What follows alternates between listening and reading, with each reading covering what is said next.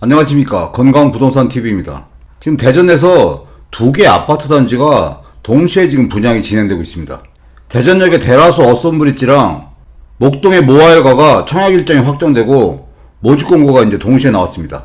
근데 이 두 개 단지가 청약 접수 일정은 똑같은 상태이고 발표 날짜는 다릅니다.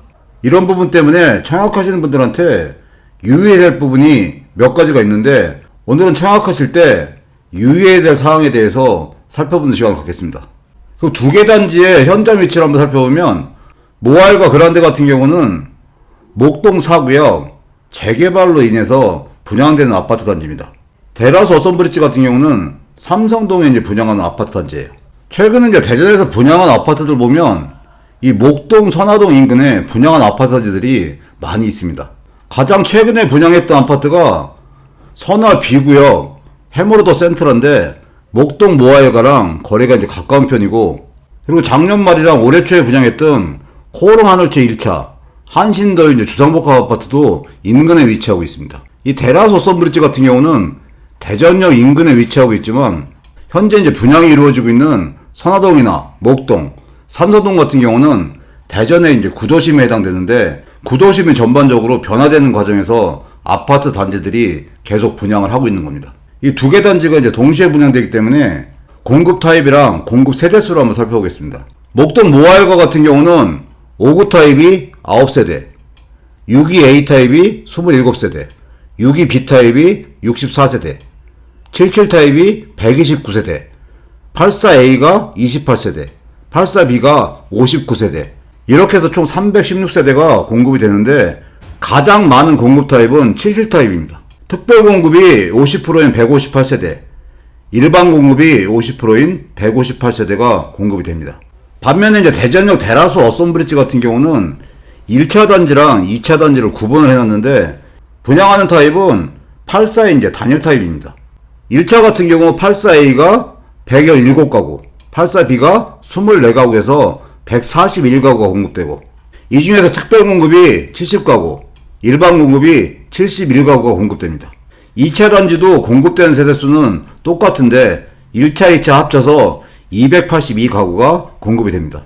이 84 타입 기준으로 분양 가격을 한번 살펴보면, 목동 모아일가 같은 경우 84A 타입 20층 이상이 4억 4,840만원, 84B 타입이 20층 이상이 4억 5,200만원이고, 발코니 확장비는 84A가 1,850만원, 84B가 1,950만원입니다. 최근에 분양을 끝낸 해머더 센트라가 84 타입이 4억 8,720만원이었으니까 목동 모아일가 같은 경우는 해머더 센트라보다 약간 저렴한 상태에서 공급 금액이 책정이 됐습니다. 이 대전역 대라수 어썸브리지 같은 경우는 84A 타입 10층 이상이 4억 700, 발코니 확장비가 1,950만원, 84B 타입 10층 이상이 4억 1,300, 발코니 확장비가 1,980만원으로 결정됐어요. 이 분양 금액을 보면 대라수 어썸브리지가 모아일가에 비해서는 저렴하게 책정돼서 분양을 하고 있습니다.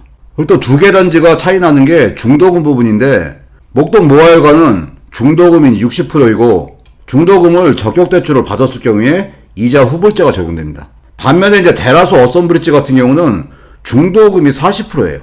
그리고 잔금을 50%로 책정해서 자금 계획 면에서는 대라수 어썸브리지가 장점이 있는 상태입니다. 청약을 준비하시는 분들은 이런 비교되는 부분을 참고하시면 될 것 같습니다. 이 표가 모집 공고에 나온 청약 일정인데, 모아일가 같은 경우 특별 공급이 월요일인 6월 28일, 대라수 어썸브리지 같은 경우도 똑같이 특별 공급이 6월 28일입니다. 일반 1순위 청약도 모아일가가 6월 29일, 대라수 어썸브리지가 6월 29일 동일한 상태입니다. 근데 당첨자 발표일이 모아일가가 7월 7일, 대라수 어썸브리지가 하루 늦은 7월 8일로 당첨자 발표일은 다르게 공고가 됐습니다. 이렇게 청약 일정은 동일하고 당첨자 발표일은 다르기 때문에 청약하시는 분들한테 몇 가지 이제 유의를 하실 부분들이 있습니다. 일단 대라수 어썸브리지 같은 경우 청약하시는 분들은 대라수 어썸브리지가 1차와 2차로 구분을 해놨기 때문에 1차나 2차를 교차 청약하시면 안 되고, 1차나 2차 중에서 한 곳에만 특별 분양이나 일반 분양을 신청을 하셔야 됩니다. 다른 단지에 이제 교차 청약을 하게 되면 둘 다 이제 무효가 되거나 둘 다 이제 부적격 처리가 될 수 있다는 것을 유의를 하셔야 됩니다. 그리고 또 주의하셔야 될 게 대라수랑 모아일가를 두 군데 동시에 청약은 가능합니다. 청약 일정은 동일하더라도 이 발표 날짜가 다르기 때문에 동시 청약은 가능해요. 근데 이 경우에 두 군데 모두를 신청했는데 두 군데 이제 모두 당첨되는 경우는 당첨일자가 빠른 모아일가의 당첨을 당첨으로 인정합니다. 당첨일자가 늦은 대라수 같은 경우는 당첨 무효 처리가 돼요. 그렇기 때문에 대라수랑 모아일가 두 군데를 이제 동시에 청약한 다음에 두 군데 모두 당첨이 됐을 경우에는 모아일가만 당첨으로 인정되고 대라수 당첨은 무효 처리됩니다. 그렇기 때문에 대라수 어썸브리지에 관심 있는 청약자분들은 주의를 하셔야 됩니다. 정리해서 말씀드리면 목동 모아일가 당첨을 원하시는 청약자분들 같은 경우는 모아일가를 청약하시고 대라수 아파트 중에 1차나 2차 중에 한 군데 모두 신청하시면 됩니다. 이렇게 신청하셔서 두 군데가 당첨이 되더라도 모아일가 당첨이 유효가 되고 대라수는 무효가 되기 때문에 모아일가 당첨을 원하시는 분은 모아일가만 신청해도 되고 이 두 군데를 모두 신청하셔도 됩니다. 그리고 청약 점수가 좀 부족하신 분들 같은 경우에 목동 모아일가나 대전역 대라수 어썸브리지 중에 아무 데다 당첨이 돼도 괜찮다는 분들 같은 경우도 똑같이 모아일가랑 대라수 1차, 2차 중에 한 군데를 골라서 모두 신청하셔도 됩니다. 이렇게 신청한 경우에 모아일가가 당첨되면 모아일가 청약이 유효하게 되는 거고 대라수 청약은 무효화가 되는 거예요. 근데 모아일가가 당첨이 안 되고 대라수가 당첨되면 대라수 당첨이 유효하게 되는 겁니다. 근데 두 단지를 비교하면 목동 모아일가 같은 경우는 84 타입이 몇 가구가 안 됩니다.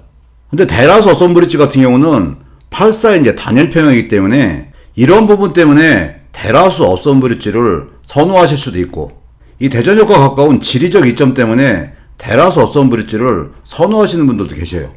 이런 차별화 때문에 대라수 당첨을 원하시는 청약자분들은 모아일가는 신청하시면 안 됩니다. 모아일가는 신청하지 마시고 대라수 중에 1차, 2차 중에 한 군데를 신청하셔야만 원하시는 대라수 당첨이 유효가 되는 겁니다. 이 두 개 단지가 동일한 일정으로 분양을 하기 때문에 이런 내용을 아시는 분들도 계시겠지만 모르셨던 분들은 청약하실 때 꼭 유의를 하셔야 됩니다. 그리고 청약 점수가 얕으신 분들 같은 경우는 이런 기회를 잘 살려서 청약 준비를 하시는 것도 고려해 볼 만하다는 생각을 합니다. 오늘 살펴본 대전역 대라수 어썸브리지랑 목동 모아일가가 중복 청약이 가능하게 청약 일정은 동일하고 발표 날짜를 다르게 이제 일정이 공고가 됐어요.